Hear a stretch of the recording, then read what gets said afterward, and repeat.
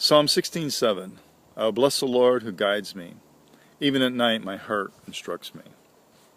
Hey, this is God Peddler. I'd like you to join me as we explore our spiritual journeys.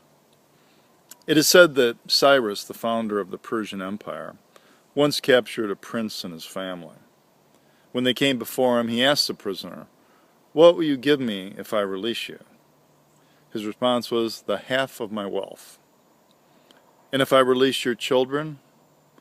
The prince's response, "Everything I possess." "And if I release your wife?" There was a pause, and the prince said, "Your Majesty, I will give myself."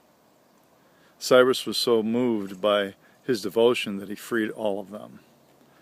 On their way home, Cyrus mentioned to his wife, "Wasn't Cyrus a handsome man?"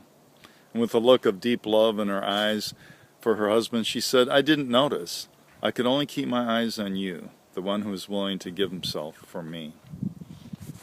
Something about this sort of sacrificial spirit strikes a chord in all good people.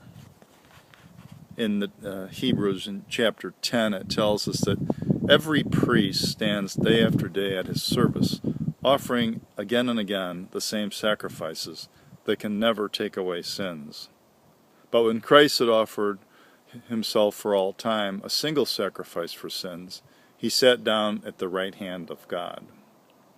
There's a contrast between the Levitical priests who always stood because their work was never finished, and then Christ who sat down because his work was complete, it was finished. The Greek word for sacrifice is thusia, and it denotes the act of offering and that which is offered. Christ is our sacrifice because he laid himself down for us. It was an act, and it was himself.